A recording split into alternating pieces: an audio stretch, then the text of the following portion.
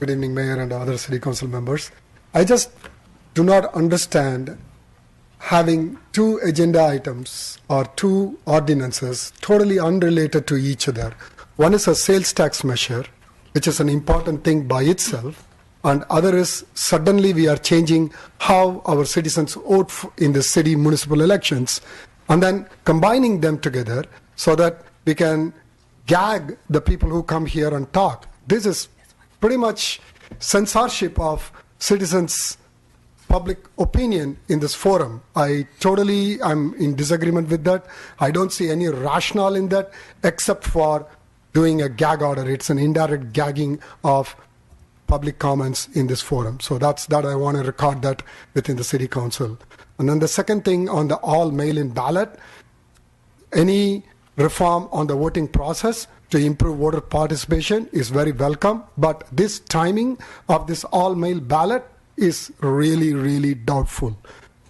We have been here 2 months talking about budget cuts and sales tax measure and city attorney, city manager, Ryan Carey, everybody talking about election date, April 11th, March 17th. Councilman Mark Pulido was again, talking about voter fatigue and all that stuff. Nobody mentioned about all mail-in ballots any time whatsoever. And then suddenly in the agenda we see all mail-in ballots, and we have only 3 months' time.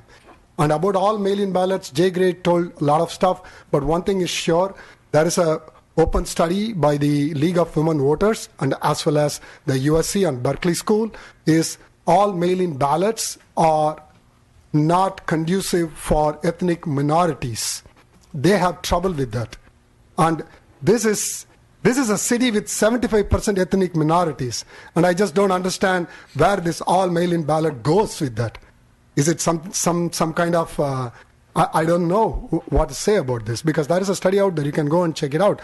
And the only way to overcome that is by having a robust marketing effort, robust publications, robust advertisement and outreach effort by the city to reach to the minority voters. We have only 3 months to do this.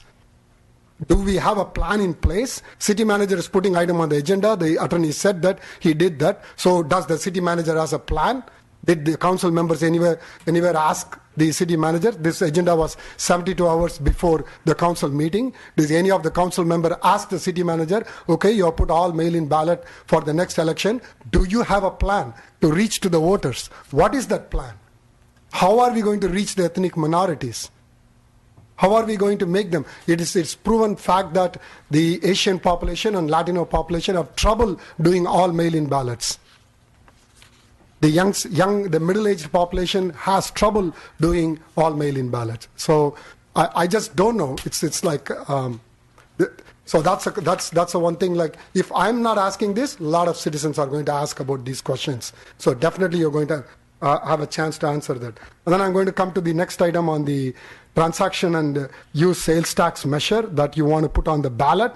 I'm reading it: to provide and maintain high level of city service, including but not limited to local sheriffs and community safety, all that blah. That looks like Soviet-style propaganda. That doesn't look like a fair ballot measure. Why are we putting all these high level of city services? Where is that high level is qualified? Do we qualify what is that high level of services? You have to just put that to provide essential services to the city, including but not limited to pay, benefits, and other city services. Why are we including community safety, sidewalks, street maintenance, repair, tree trimming, library service? Why payroll is not there? Why CalPERS is not there? Why benefits is not there? This language is just mere marketing, or I would say Soviet-style propaganda. Just scaring people by looking at this. And then we have generating an estimate of 11.2 million / 15 million. What does that really mean? Is it 11.2 million or is it 15 million? What do we really mean by that? And then a general statement, subject to independent audits and public disclosure of expenditure of funds. Do we have a plan? Have we put out a plan on how it is going to be audited? We passed the budget without even reading the budget last time. This whole year city council agenda meetings, I'm looking at it. We sold one property, we bought another property, we spent $250,000 on 12880 Moore Street, doing some contract project on that property. It's like, with all these things, we are saying they're subject to independent audits and public disclosure of expenditure of funds. So this language has to be changed, period. Thank you. Thank you.